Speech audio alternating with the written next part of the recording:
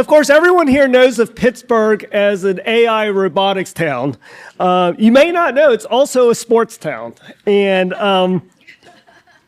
And especially with the professional sports team, the spotlight's going to be on Pittsburgh in 2026 as the host of the NFL draft. So definitely a lot of chatter about that already. And so with that, we wanted to explore kind of what's happening with AI in sports analytics, and if there's lessons that we could also take away for our own businesses. I'd like to introduce Rebecca Nugent, who's the head of the Department of Statistics and Data Science here at Carnegie Mellon University, and Ron Yurko, who's the director of the CMU Carnegie Mellon Sports Analytics Center. I also do a plug for them. This weekend, they are hosting the annual CMU Sports Analytics Conference, and I checked last night, you can still register virtually. All the in-person, I think, attendance is sold out. But for those of you that are maybe going back to the various cities that you visited from, you can still participate virtually.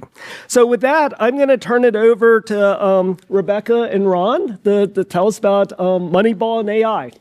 All right, thank you so much. Yeah, so thank you. So on behalf of Department of Statistics and Data Science and also the Sports Analytics Center, a very warm welcome to Carnegie Mellon. Hope you're enjoying your day, both today and tomorrow, and kind of big thanks to Jim and his team for all of the work. This is always a really fun event, and the conversations that people have kind of in between sessions or in the hallway have always been really valuable for us. So we're hoping that the conversation that we're having, talking about our world, we've been working in kind of data science, AI, and sports analytics for years now and seeing how it's evolved. And we're hoping you'll kind of find our stories interesting, and then also some lessons that you might learn when you're thinking about your own companies and whatnot and exploring this space. And also, for the draft, if there's going to be like 700,000 extra people here. And we don't even have Market Square open right now. So if there's anyone in here who can push for construction, going faster, that would be fantastic. Also, it might be a really good chance to Airbnb your house. I'm not really sure, but it's going to be packed at the end of April. So it should be very exciting. All right. So Ron has been with us. He is from the Western PA. And so he's kind of seen this develop over the years, not just in his faculty role here at Carnegie Mellon. But Ron, can you tell everybody a little bit about the center and specifically maybe how kind of the changes in technology and the kinds of data that we're able to collect and how sports has changed quite a lot, how that also has kind of informed the evolution of the center and what we're focusing on now. Yeah, thanks, Rebecca, and thank you again for organizing this event and having us. The Carnegie Mellon Sports Analytics Center, it officially launched last fall, 2024, but it's really a collection of initiatives that we've had at Carnegie Mellon for several years, dating back to some initial research by faculty and PhD students in our department. And then over time, as Rebecca was hinting at, the technology development in sports has led to an unbelievable amount of new data that's available. So we went from just what was collected on pieces of paper and people recording what's going on within games and simple type of counting of events taking place to chips in the shoulder pads of every single player on the NFL field, right? Marking and telling us where is everybody at every 10th of a second. How fast are they moving? What's the speed at which they're moving? What's the direction of their shoulder pads? It's an amazing amount of information that's constantly being generated. And this is across sports. With video feeds, AI, computer vision, we can pick up and know where's every player at within a broadcast video feed. And then that gets converted into data. And recently, beyond just knowing where's everybody out in the field, we have full 3D skeletal representations of athletes. Where's their head? Where's their shoulder? Where's their elbow? Literally every fraction of a second within games, within sports. And that's an unbelievable amount of information to process. And it leads to, well, what do you do with all that data that's constantly being generated? And that's coinciding now with this growth of sports analytics as a developed field of researchers, people working with that data, figuring out how do we model that data, how do we use and develop new tools, AI, to process and give us things that's actually insightful for teams to make decisions. And so our sports analytics center, it really starts with the research and the group that myself and other faculty and PhD students and even master students are involved with. And we also have students at the undergrad level who work on projects that we bring in with professional sports teams and leagues for capstones and get them involved and potentially lead into opportunities with those organizations. And then we also just have a number of education initiatives, a summer program that we bring in students from across the country, get them connected into our network, various workshops we'll host, as well as then our annual conference coming up this weekend, which I could say, as of going down to City Council, Pittsburgh City Hall yesterday, this weekend, October 24th, 25th, are the official Sports Analytics Days in the city of Pittsburgh. So that was a nice little event that's coming up then. Great, thanks. Yeah. And so when people think about professional sports, they often think about like, oh, you're doing analytics to win games, right? Or to, people hear about like analytics to draft players or, things like that. They're thinking an awful lot about like, well, we're just trying to get wins and not thinking as much necessarily about the business side of the house, right? So, I mean, these large leagues and organizations that run, and we work with far more than just football. This is working with sports all across and internationally as well. We have partners all over the globe. But what's been really interesting in this AI age is that all of this new technology, sensors, tracking, data collecting have really sparked a huge kind of explosion of innovation. There are so many new startups now. There are companies that are trying to use these data, build new technology in order to partner with the more kind of traditional sports organizations and leagues that we kind of know of. And so I was wondering if you could talk a little bit about those kinds of partnerships, like what, and I know you're contacted by startups constantly, like what are they doing? How are agile startups able to tackle problems in ways that like more traditional, say the NFL, the NBA, that they're not able to do? How do you see that kind of partnership and what sort of lessons have been learned? So these are companies that are like related to professional sports, but they're not professional sports teams. So thinking about the explosion of that innovation space. Yeah, and because of the technology that has developed rapidly and the new types of data that are collected, teams and leagues, they didn't have the capacity at first to be able to handle all that information. And so I could say even personally, when I was finishing up my PhD here at CMU in statistics, I've been here for a really long time. What I did, I also did some part-time work with a tech startup. At the time, they were called Zealous Analytics, and they had been recently purchased in the past year or so by a much larger entity, Teamworks, which their sales pitch is they're the operating system for sports, and they're in a lot of different spaces.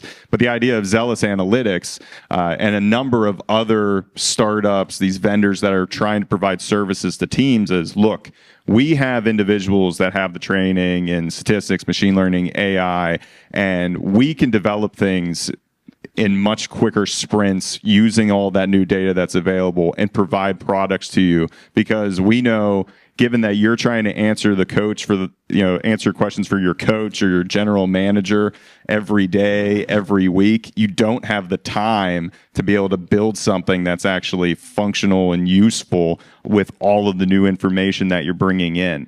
And so there's been a number of these companies that have popped up in this way. And there's also just the data providers themselves, the individuals that are developing new technology that are able to generate the new data, whether it's parsing things from video or the development of sensors and how teams can use and all of that information coming from practices. And that this is not just evaluation of, oh, are they making the right decision in game, or are they the best type of player in game, but can we monitor their usage? Can we potentially know and predict, are we going to see an injury take place? What types of players are more fatigued than other players?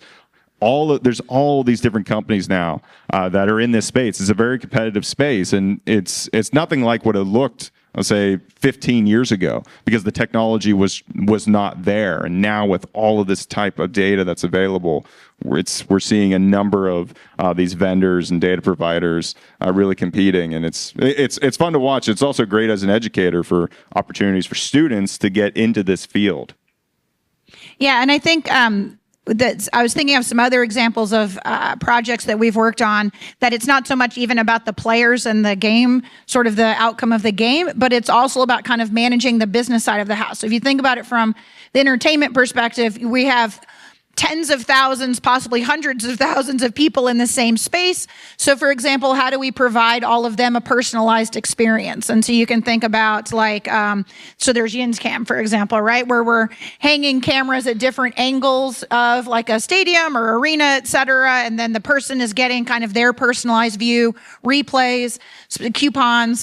Years ago, we worked with a group that they were actually trying to, their basketball arena, they were trying to look at the spatial maps of where people move during timeouts, during kind of the halftime, et cetera, because they were looking for areas that weren't safe. When you have 50,000 people all moving through a space, they were kind of doing heat maps of, oh, we have people grouping here, you know, that we need more restrooms in this location, and so on and so on. So again, it wasn't even about the outcome so much as it was about the like customer experience, right? Making sure that we're being safe, but also trying to optimize the customer experience and developing a lot of AI tools in that space as well. Yeah. And there's also just even the personal usage. I am an amateur golfer. I'm a terrible amateur golfer, but there's CMU Startup and a number of different startup companies that are out there where using just what's on the phone, you know, taking a video of yourself, recording, say, a golf swing or a free throw attempt in a basketball, right? All these different types of physical motions that you can have.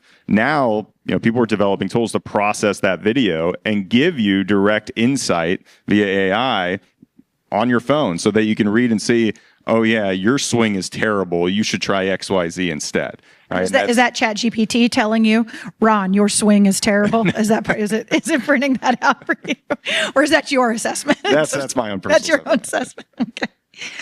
Yeah. So when I first started working in the sports analytics with these students, and it's really all their fault because they were coming through our PhD program and they kind of kept talking. They were trying to do their research, but on the side, they were like building tools that the whole world started using, and we quickly realized we needed to capture this.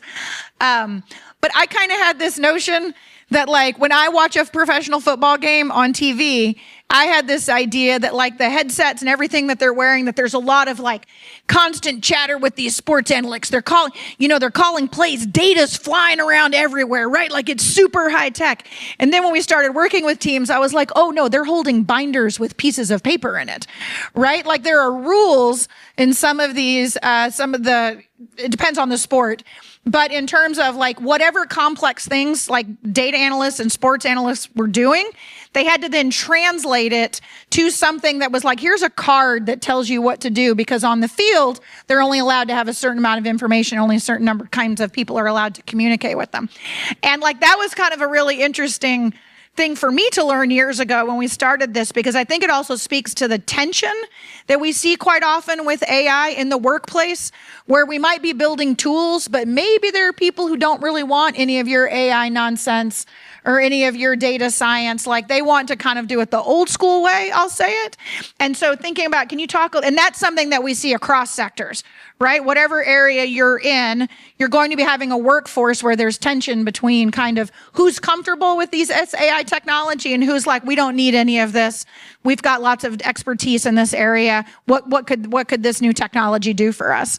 And I see that a lot in professional sports. Do you have any thoughts? Yeah, from my experience of both consulting with teams and then working various roles over my time as in the last so many years leading up to being faculty, I would say the big lesson is in accessibility of that information to the coaches, to the decision makers, because your role as someone with this data science, machine learning skill set, you can create the best models in the world, but if you present it in such a way that someone that doesn't have that technical training can't use it to make a better free agent signing or a trade decision, then it's meaningless. So it's about packaging that information in a way that they can easily understand what they're looking at and use it for themselves. And I would say in the last so many years now, just in the last year or so, teams, these groups, these analytics groups, R&D groups within teams, they're developing their own language model tools for chat interfaces to provide their owners, their general managers, because if they want the data to be communicated to them in an easy way, they can have just a nice chat interface. That's more comfortable for someone to use versus, oh, you should write an SQL query and then you could get the top 10 players of this statistic, right? No general manager that doesn't have that background is going to do that task. But now if you provide them with just an easy chat interface, it's more accessible to them. Right, and that's, coincides with how we've seen just AI become so popular in the last so many years. And so it really is about the ease of communication. And that's even the skill set of having people that can blend together, someone that might have played that sport, can speak that language. Football is one in particular. It's a lot of jargon in American football. And someone that has played football and has that background, they could be a good starting point to build that bridge. I will say that's how it starts in sports. Baseball, though, is a very mature space of individuals with analytic skill sets. And so now you see professional baseball teams, they look like startup tech companies in terms of the number of people that are working for them. The Los Angeles Dodgers have around 50 people in their R&D group. Those are individuals that a number of them might not have ever played baseball or ever heard of baseball in their life, but they're really good at handling data and generating insight from data. And the Los Angeles Dodgers are probably going to win the World Series. So. Well, wasn't the MLB thinking for a while about having to cap? They were thinking about actually capping the number of R&D positions because some teams were getting like so much of an advantage. They had the salary. So, we think about capping players and rosters. They were actually discussing, should we be capping R&D groups, right? There's a discussion about capping even just how much money is being spent on vendors because of this advantage that teams could have of being able to purchase and get services from different technology vendors that are out there. I know that's kind of hit for now, like it kind of slowed down the discussion. Well, I think it shows the value of the data scientist, right? You got to draft us. Like what I'm hoping is this moves toward like an R&D draft situation where we're not just drafting players. And I'm pushing out Carnegie Mellon people, and I got to get them an agent, and it's like analytics combine. Analytics combine. That's a great idea. Okay, you heard. Oh, that's actually a great idea. We should do that here at CMU. So before we open it to audience Q&A, I would be remiss if I didn't point out or didn't ask a question about the topic that's kind of exploding right now, but also kind of a controversial topic, which is gambling, sports betting, right? So the regulations have been changing. It's state by state. We are getting, I'm not going to use the word inundated, but it is really picking up on startups and people contacting us and thinking about how to build models that help people make extremely complex bets from their couch. And kind of thinking about there's the AI side of that, but there's also managing the regulations. There's not only different regulations with respect to sports betting by state, but there's also different data regulations by state, right? What's allowed to be released, what's not allowed to be released. And if you just actually, and Ron's going to be annoyed with me about this, but if you actually just kind of Google Ron's name right now and look for videos, he has a class coming up this spring that it is a teaching about kind of the neuroscience, kind of the cognitive science about sports betting, et cetera. And he's been interviewed quite a lot recently in the last month or so about this topic because it's been on the top of everyone's mind. So can you give us some thoughts about where you think that's going or what the big challenges are right now in AI, but for sports betting, right, for gambling? Yeah, so obviously sports betting is exploding. You can't watch a sporting event without being bombarded by advertising. There's too much of it. I just can't take it. And a part of it is this interesting generational dynamic, I'll say, where those of us that went to school prior to legalization of sports betting in America know, okay, this is something that feels a little like as a sideshow or whatnot. But now we have this generation that's being brought up where this is just normal. This is just normal behavior. They can just download the app and just place a bet wherever they are on their phone. And so it is this challenge of educating them about this, of understanding how, yes, you yourself could potentially use AI tools to make better bets, right? Be more informed about decisions that you're making. But sports books are also using AI tools to understand your behavior and the bets that you're placing. In sports books, one of the first things I tell students when they ask me about sports betting is they select who is able to place bets. So they're monitoring your behavior. They're saying, oh, of the bets that you're placing, did that tend to go the way of move it? Like that's how the line moved in the direction. Like you're an informed bettor. If that's the case, we're going to shut you out because we can control who's allowed to place these bets. So they're using models, AI, to understand your type of behavior and the bets that you're placing. So it becomes very difficult then for the professional sports bettors now, individuals, they have to distribute their funds and place bets in a number of different ways through individuals on their behalf because they themselves cannot place bets. This is all a very rapidly evolving space. All right, sports betting is very much a wild west. There's also prediction markets that are not considered legally sports betting because now you can have a prediction market with sports. And this has opened up a whole new can of worms. But obviously, because of this, and not even just with betting, but fantasy sports, there's a number of opportunities where, startup sports companies are trying to provide services for individuals, right? To give them ways of extracting insights from data. And my hope with some of that is maybe people will lose less money if they potentially use that information in understanding what are good or bad bets. So if I understand this correctly, if the sports book is letting me bet, then I should not be betting. Actually, I'm bad. Or is that right? Someone to like, is that a good financial signal? advice. Like, oh, they tried to keep me on this app is because I'm losing money left and right. Yeah, that's correct. Yeah, all right, good. All right, well, we have about 4 minutes left, and I'm sure everyone in here wants to hear about, how are the Steelers going to do in this draft? But we want to see, does anybody have any Q&A questions? Oh, we've got some hands. Who is running Sean, are you running the mic? You take it. There was a bunch of questions. Yeah. Yeah. All right. And criticism for the sports analytics. The praise would be the way that you folks contribute to not solving, but really helping to resolve the concussion problem. We hear very little about concussions anymore in the NFL. That's amazing. The criticism, I want to understand how supposedly the most analytics-driven NFL team, which I'm unfortunately a fan, the Cleveland Browns, made the worst single trade, which most people acknowledge in the history of sports, with Deshaun Watson. So can you explain how that analytics-driven team, Ivy League people? Yeah, are you also? Yeah, I think we have some Browns. Yeah, how did that happen? So I'm going to give one answer. Ron will give a more informed answer, but I will say Carnegie Mellon has placed quite a few sports analysts on teams around. So, we stay in touch with all of them. We kind of have like a big network. And I think one of the most frustrating things I hear from our junior sports analytics professionals is that, you can provide the best analysis, like you can be like, do all of these things. And then they sit there and they watch the draft live and then they watch the decision that's made and you can actually see the group of people be like, God damn it. Do you know what I mean? Because it's like not, it's all you're doing is making recommendations, right? So that's my like overall take, but I don't know if you want to address Cleveland in particular. My one word answer is owners. We see it frequently, yeah.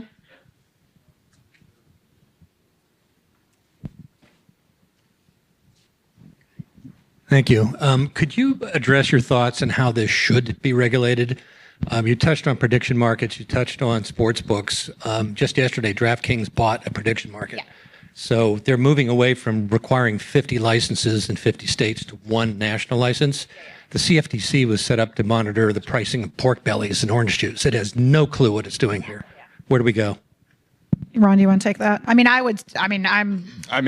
can't say to how things should or not be regulated, just to be frank with you, right? I just personally hope that we get more education for individuals. It's like financial literacy. Now, young people coming into this age and entering college, they should be taught about the dangers and perils of sports betting and going into prediction markets, right? And the pathways that can lead to addiction. That's what I'm just going to continue to advocate for. I don't know. The policy side is over my ability as a statistician personally. Well, I would say that the sports, sometimes we're asked for opinions. I think the center, our Carnegie Mellon group, would advocate for, we're very concerned about the volatility that might happen and that people sort of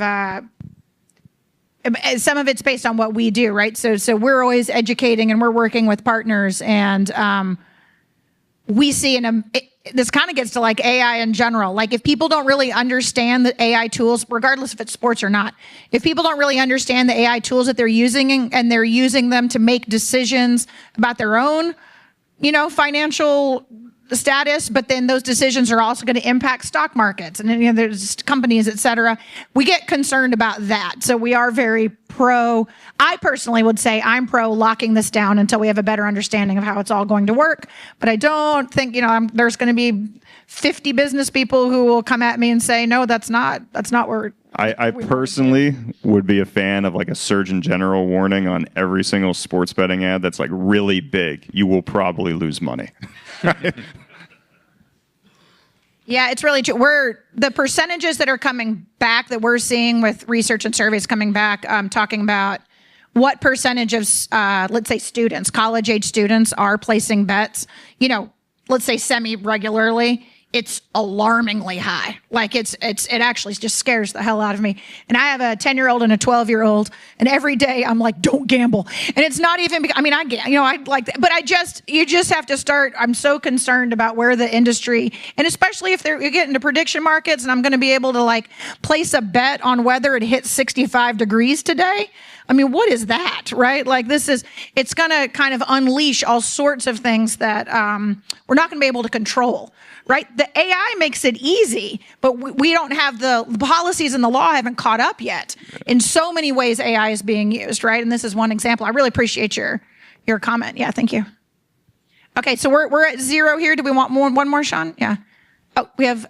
You have it. Sorry. Yeah. So my question is really around, with access to all this new data and innovative sensors that we've got, do you have any other use cases for how organizations are using it?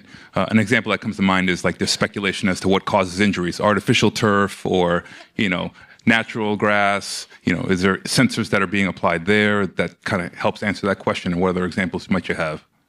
Yeah. So there's definitely monitoring of just athlete movement and like seeing, is their top speed degrading over time within a game? And could we use that information to tell us that they're experiencing some fatigue or potentially leading into an injury? There's even just the tracking of what they're doing in the gym, right? Are we doing things that can actually develop the athlete from when we bring them in, potentially right out of college, and understand how they might be getting faster over in practices or, increasing their strength or whatnot. It's data and usage all throughout the cycle of having an athlete, monitoring what they're doing. And there's degrees to what you should be monitoring or not. A number of NBA teams really big on like sleep monitoring, right? Understanding how athletes are sleeping. Can you use that to better understand when we should rest or when we should play, these individuals? And then there's, of course, everything just going on performance side that you're trying to track and monitor and evaluate of what's going on and get a sense of what's the best type of play that we should call here, or even just in the use of designing new plays in American football, like new types of plays based on what we've gathered from all this rich tracking data. And so that's not just understanding like the athlete's performance, but the coach themselves being able to take advantage of that data to help them scheme up something entirely new that they can implement in a game. Yeah, and I'll add to that's also kind of an evolving area that's very similar to what happens in any sector or enterprise where you're tracking your employees, right? You're collecting data on your employees. That's essentially what's happening. So it's what we've been able to collect and analyze has also changed as the player unions have a better understanding of how data are being used to help them. So at first, this was kind of a lot of very locked down. You can't have our health data. You can't give it to third-party partners to analyze that kind of thing, even in aggregate form, because it was viewed as, you're tracking my body, right? So, and that's something to think about regardless of what the application is. But we've seen a lot of changes. The player unions are now understanding the benefit of kind of some of the data that we're collecting, and they're striking new agreements. There's some not public conversations happening right now in another sport. Like I think you're going to see you're going to see some more changes in what's going to be available. And some of that has to do with them understanding how data are being used to help and what the safety and security is of that data. Like their personal biometrics are not being released, for example, into the wild, that kind of thing. Yeah, just to add to that, the leagues, they're tracking data on equipment. So the NFL, for instance, they have, given they have these chips in the shoulder pads, they do have sensors on a number of different equipment they provide. And as a league, they're monitoring, what's the status of equipment and how much damage has it been taken, what amount of force did it receive in the game? Because then they're using that information for them to help better understand, how much constant reshuffling of new equipment should we be providing to these teams to hopefully mitigate injuries, right? So it's beyond just what the teams themselves are doing. You have the leagues overseeing as well. Yeah. All right. Well, thanks so much for the extra Q&A. We really appreciate it. If you want to learn more, I think Ron and I are going to be here for a few minutes. And if you want to learn more about the Sports Analytics Center just in general, if you just Google Carnegie Mellon Sports Analytics Center, our website will come up. And there's one email there that gets to our entire leadership team, including Ron and me. So thank you very much. And I hope you enjoy the rest of the event.